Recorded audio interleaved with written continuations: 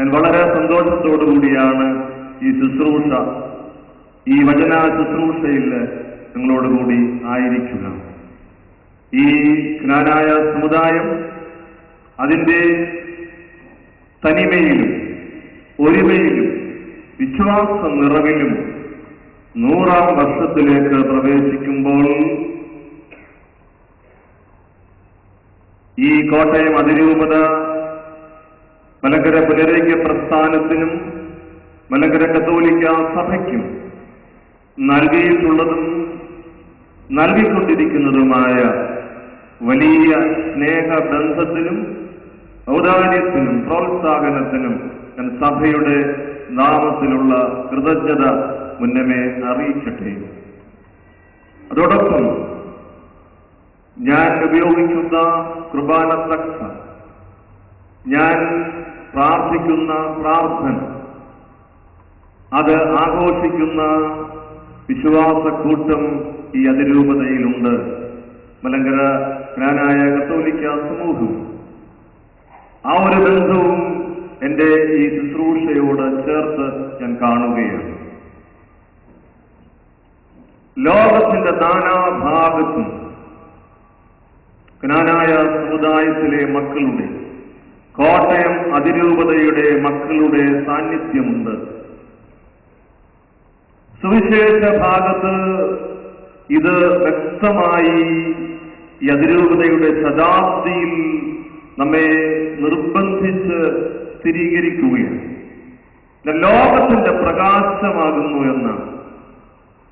ഒരുപക്ഷേ മറ്റ് സമൂഹങ്ങൾക്ക് അവകാശപ്പെടുവാനാവാത്ത പോലെ ലോകത്തിന്റെ എല്ലാ ഭാഗങ്ങളിലും സാന്നിധ്യമുള്ള ഒരു മക്കളുടെ അതിരൂപത വിശ്വാസത്തിന്റെ തനിമയിലും ഒരുമയിലും നിറവിലും സുവിശേഷത്തെ ലോകത്തിന് കൊടുക്കാൻ ഒരു പുതിയ സമർപ്പണത്തിലേക്ക് പ്രവേശിക്കുക.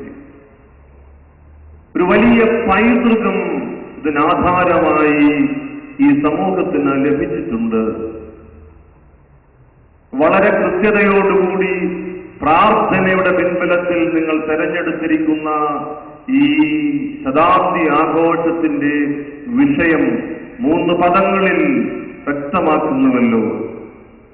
ഒരുമയിലും തനിമയിലും വിശ്വാസ നിറവിലും ക്രിസ്തീയ ജീവിതം അത് സ്വീകരിക്കുന്നതും നിലനിൽക്കുന്നതും പരിപോഷിപ്പിക്കപ്പെടുന്നതും യഥാർത്ഥത്തിൽ ഈ 3 പദങ്ങളിലൂടെയുള്ള ആത്മസമർപ്പണത്തിലാണ് എന്ന് നമുക്ക് ബോധ്യമുണ്ട്. 1911 ഓഗസ്റ്റ് 29 ഭാഗ്യസ്മരണാർഹനായ പത്താമയസ് മാർപ്പാപ്പയുടെ ഇൻ യൂണിവേഴ്സിറ്റി ക്രിസ്ത്യാനി എന്ന തിരുവെഴുത്ത് വഴി തെക്കുംഭാഗ സമുദായക്കാർക്ക് വേണ്ടി സ്ഥാപിതമായ കോട്ടയം വികാരിയാത്ത് ഇന്ന് അതിന്റെ ശതാബ്ദി ആഘോഷങ്ങളുടെ തുടക്കം കുറിക്കുമ്പോൾ നേരിട്ട് വന്ന് എനിക്കുള്ള സന്തോഷം നിങ്ങളുമായി പങ്കുവയ്ക്കണമെന്ന് എനിക്ക് വലിയ ആഗ്രഹമുണ്ട്. കോട്ടയം രൂപതയുമായും അവിടുത്തെ പിതാക്കന്മാരുമായും എനിക്കുള്ള വ്യക്തിപരമായ അടുപ്പവും രൂപതയുടെ അതിരൂപതയായുള്ള വളർച്ചയിലും ഇവിടുത്തെ പിതാക്കന്മാരുടെ നിയമനങ്ങളിലുമൊക്കെ എനിക്കുണ്ടായിരുന്ന പങ്കും കണക്കിലെടുക്കുമ്പോൾ ഈ ശതാബ്ദി ആഘോഷങ്ങളുടെ ഉദ്ഘാടന വേളയിൽ നിങ്ങളുടെ സന്തോഷത്തിൽ നേരിട്ട് ഞാൻ പങ്കെടുക്കേണ്ടതായിരുന്നു. ശതാബ്ദി ആഘോഷത്തിലേക്ക് കടന്നിരിക്കുന്ന കോട്ടയം അതിരൂപതയ്ക്ക് അഭിമന്യ പിതാക്കന്മാരും വൈദികരും സന്യസ്തരും ആത്മായ വിശ്വാസികളും ഉൾക്കൊള്ളുന്ന ദൈവജനത്തിന് മുഴുവനും ഞാൻ മംഗളാശംസകൾ നേരുന്നു.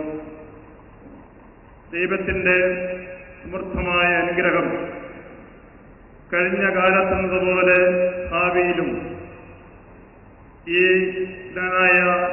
സമുദായത്തിൻ്റെ മേൽ, കോട്ടയം അതിരൂപതയുടെ മേൽ ഉണ്ടാകട്ടെ എന്ന് പ്രാർത്ഥിക്കുന്നു.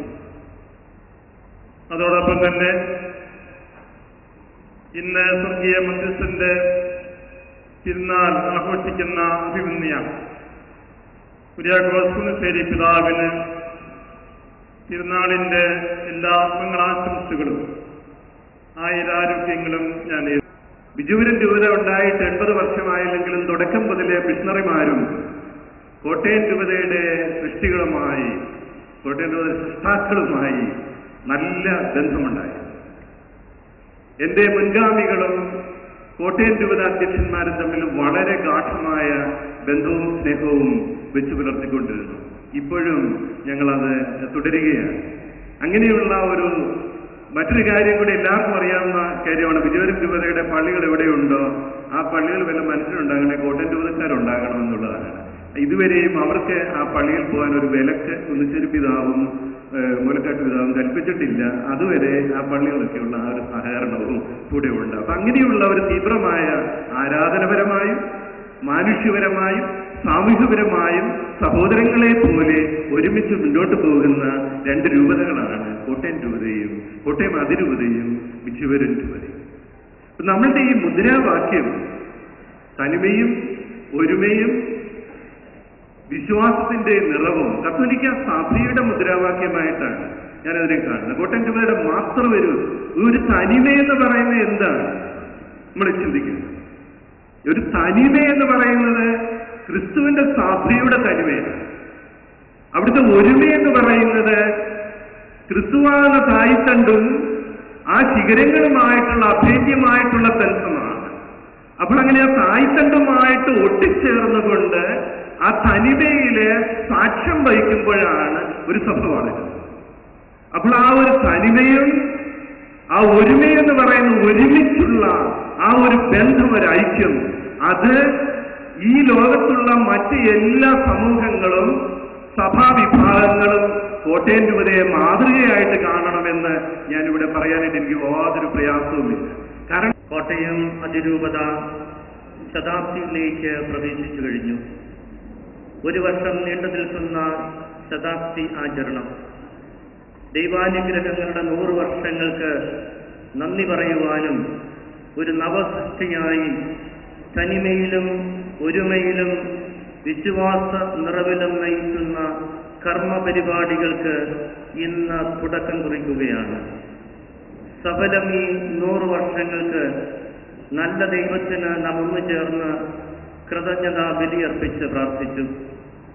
ഇന്നത്തെ വിശുദ്ധ കുർബാനയിൽ വചന സന്ദേശം നൽകിയത് മലങ്കര കത്തോലിക്ക സഭയുടെ major archbishop Moran Mor Baselios Cleemis കാതോലിക്ക ബാബ തിരുമേനിയാണ്. ഇന്ന് രാവിലെയുള്ള അതിരൂപത മെത്രാസന മന്ദിരത്തില് അതിരൂപതയിലെ വളരെ പ്രധാനപ്പെട്ട ശുശ്രൂഷകൾക്ക് നേതൃത്വം കൊടുത്തതിന് ശേഷം ഇത്ര ദൂരം യാത്ര ചെയ്ത് നമ്മളോടുള്ള സ്നേഹത്തെ പ്രതി ഇവിടെ എത്തിച്ചേർന്ന് വളരെ മനോഹരമായ വചന സന്ദേശം നൽകി ഞങ്ങളെ ധന്യരാക്കിയതിന് സമുദായ അംഗങ്ങളുടെ എല്ലാവരുടെയും പേരിൽ ഈ ചരിത്ര മുഹൂർത്തത്തിന് സാക്ഷിയായതിന് അഭിമന്യ ബാബ തിരുമേനിക്ക് എല്ലാവരുടെയും പേരിലുള്ള നന്ദി ഹൃദയപൂർവ്വം അറിയിക്കുന്നു. തന്റെ അനാരോഗ്യം മൂലമാണ് സീറോ മലബാർ സഭയുടെ മേജർ ആർച്ച് ബിഷപ്പ് അഭിമന്യ വർഗീപിതാവ് എത്താതിരുന്നത്.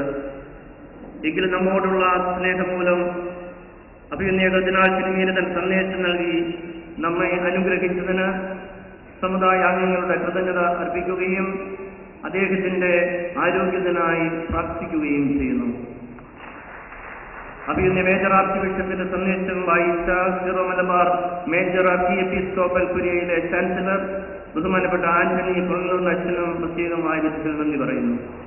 സഹോദരങ്ങളെ, തനിമയിൽ ഒരുമയിൽ വിശ്വാസ നിറവിനായി ഈ ശതാബ്ദി വർഷത്തിൽ നമുക്ക് പരിശ്രമിക്കാൻ പ്രാർത്ഥിക്കാം. ദൈവം നമ്മെ അനുഗ്രഹിക്കട്ടെ. വന്നു ചേർന്ന എല്ലാവർക്കും നന്ദി അറിയിക്കുന്നു. നന്ദി, നമസ്കാരം.